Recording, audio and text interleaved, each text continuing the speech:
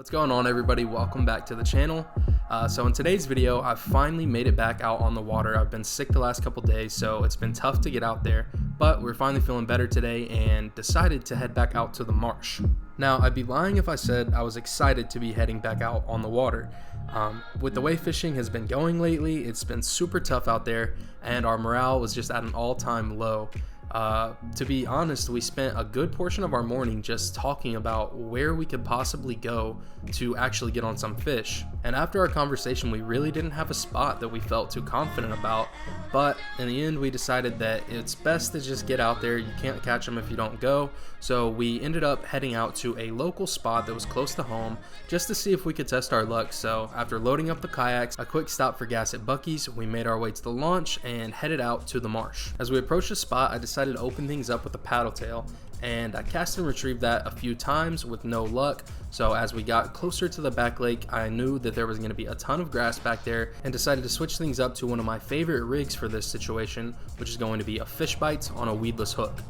After throwing that for a little while, this is what happened. Has to be a redfish.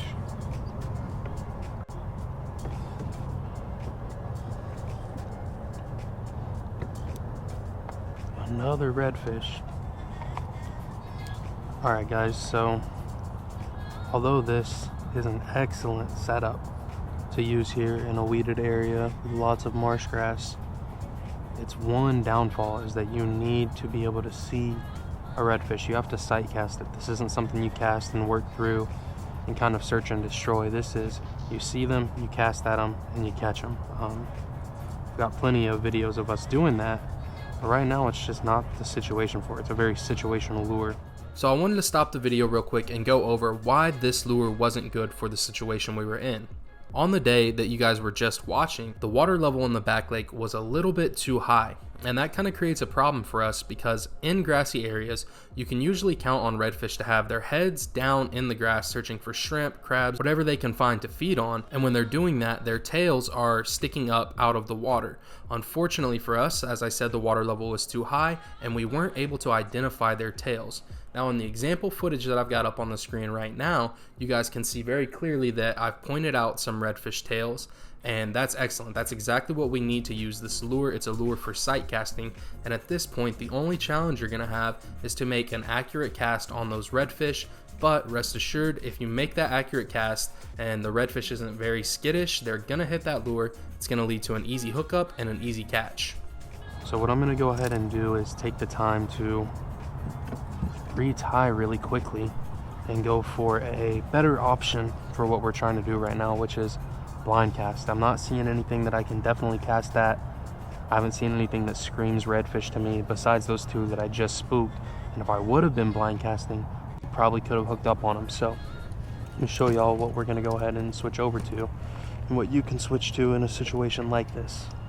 Alright, so to give y'all an example of what we're throwing right here, we got the Hoagie Swimming Jack and another Hoagie Swimming Jack, but the striking difference is going to be this jig head. So this is an exposed jig head. It's excellent for securing your hookup. Obviously that super exposed hook, that wide gap, it's always going to hook them in the mouth, but it's gonna cause a lot of problems here where we're fishing because it's gonna just keep catching grass every single cast. You're gonna have to be pulling something off your line.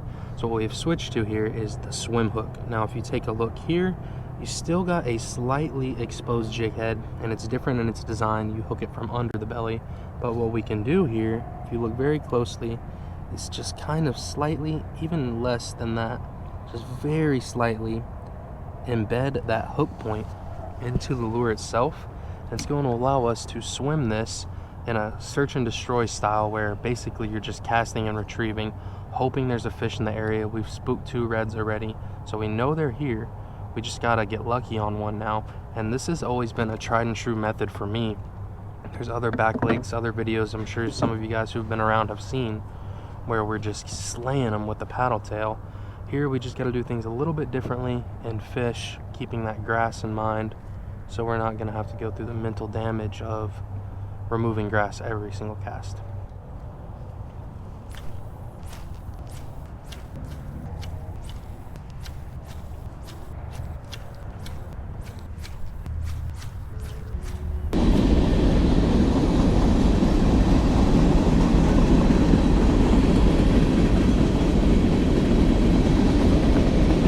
guys.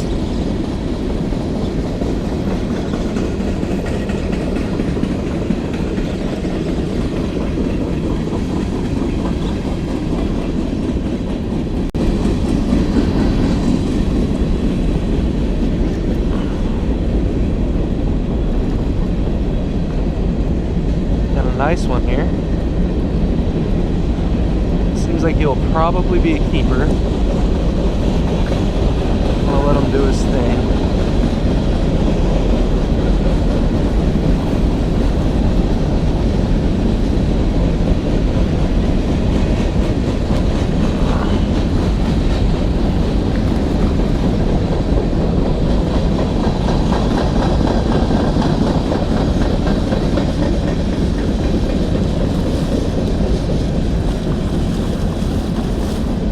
Gosh, these things are so rambunctious, man.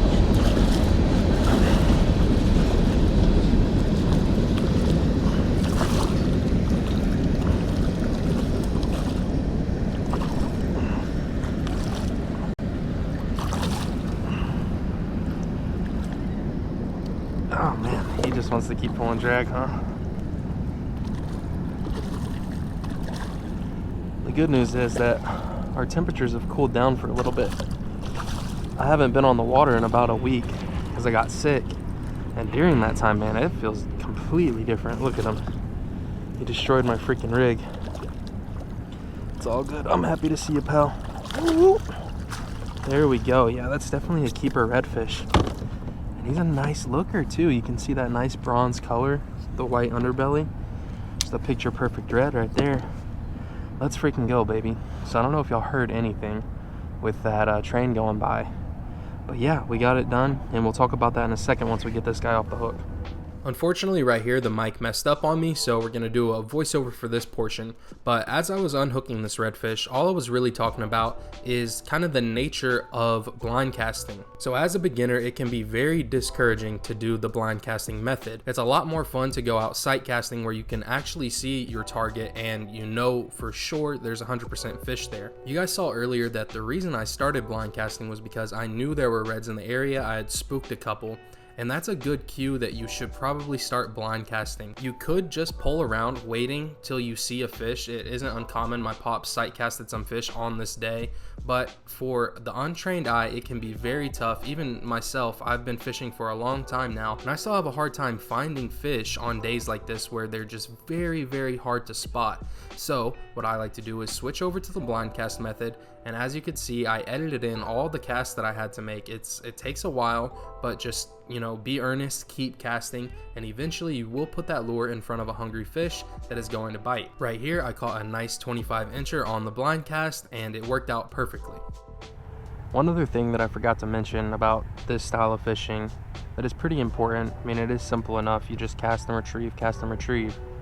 But there is one little bit of nuance that I felt I should mention, and that is your rate of retrieve. So let's just say I cast, right? Simple. And then you retrieve. But if I'm going way too fast, like a crazy person, that lure A is going to come to the top of the water. It's not going to look natural. But B, even if I was fishing some deeper water, it's just going to look unnatural to a predator fish where the lure is coming in way too quick. So you do want to keep in mind, it can be easy to get into a rhythm and just kind of mindlessly cast and retrieve. But you want to keep in mind, like, have a good pace that you're moving at. You want to go quick enough to get that paddle tail to move. If we take a look at it, that paddle tail is always moving, and that's creating vibrations for those fish to key in on your lure with their lateral line. And if you're going too slow, you won't get enough water moving past that paddle tail to get a fish to actually notice you.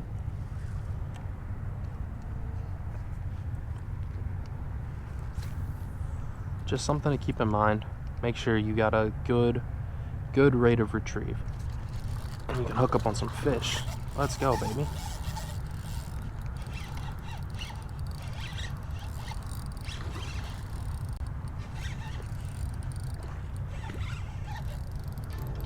Alright, the GoPro died on me in the middle of that fight, but I did swap out the battery as soon as I got them in, and unfortunately, again, the GoPro malfunctioned on me.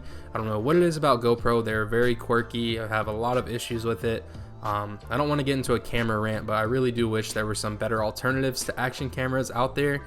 As of right now, I feel like GoPro is the industry leader, but that's besides the point. And as I was unhooking this fish, I was talking a little bit about casting at wakes. So you're not always going to be able to see a redfish's tail. Sometimes you see a blow up, and sometimes you see wakes. Now, it is something that you're going to have to train your eye to see. There is tons of fish moving around in these back lakes, most of which are going to be mullet. The best way I can describe differentiating a mullet between a redfish is the wake is just slightly different. It's a little bit more broad, it's a larger wake, and it moves slow and steady in a straight line. Those smaller fish will have an erratic, quick burst and they kind of zigzag out of danger, whereas the redfish is just a big brute slowly cruising around looking for his next target. What we saw right here, I'll go ahead and put a replay up, is one of those broad wakes kind of moving down the grass line. So as I made that cast, I had a strong suspicion that I would hook up, and it worked out perfectly in the middle of the commentary talking about, the right rate of retrieve, and boom, I look like a stud as I actually catch a fish talking about it. And that's just one of those things that you will need to train your eyes being out there. The more time you can spend out on the water, just kind of observe. There's really no downside to casting at everything you see, and the more you cast and have successful hookups casting at wakes, you'll get a good idea and kind of recognize the pattern of what that wake that actually hit your bait looks like. Before we move on, I wanted to take the time to talk about the setup that I'm using in today's video. I'm always getting questions and comments asking about the setups, asking about the gear, and I'm criminal about just getting it out there on the water, getting in a groove, and kind of fishing without taking the time to stop and talk about my gear. So the rod that we're using is the Old 18 Suppressor. This is absolutely one of my favorite rods. It's very high quality stuff, comes from those guys over at Old 18. The suppressor that I'm using is a medium power with a fast action tip, 7'2" rod, and I really love using that medium power stuff. I would suggest it for beginners and new guys. You can kind of use it in a lot of different situations. I can bring this out to the jetties, to the dike, catch trout with it, throw poppers with it, and it works really well.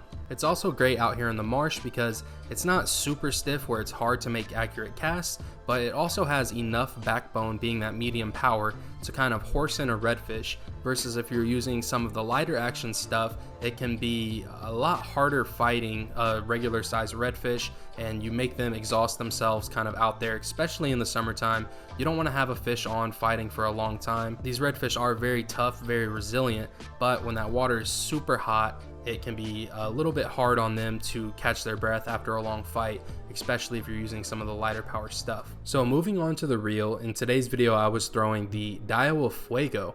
Now this is something that's a little bit different for me because I've always been a real Shimano fanboy. I love Shimano stuff coming from Japan. It's excellent craftsmanship over there. Those guys are always making top-notch gear that I've never really complained about.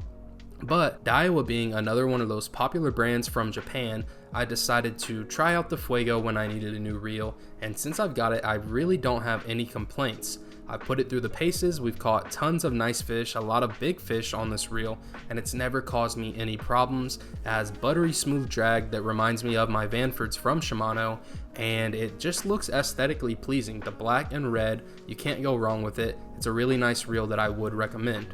Lastly, let's talk about the line that I have spooled up on the Fuego.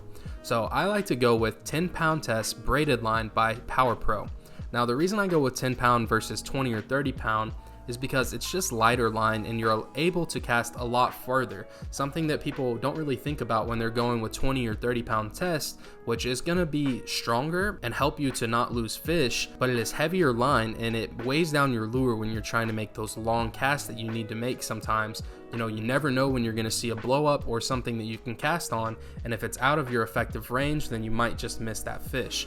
I will say that I've never really lost any fish on the 10-pound test without making mistakes myself. So if my drag is too tight and the fish just goes for a run and snaps my line, but it's never really the braid that's failing, it's usually my leader line knot, and that takes us into the leader itself, which is going to be 20-pound test, fluorocarbon, I like to use Invisex. It's a little bit harder for those fish to see. You could make the argument that redfish really don't care. When I'm going for bull reds, I use insanely thick line and it never seems to be an issue. But if you're fishing and there happens to be trout in the area, they will definitely care about, you know, the presentation of your lure and how visible that line is. So the Invisex with 20-pound test works well for me.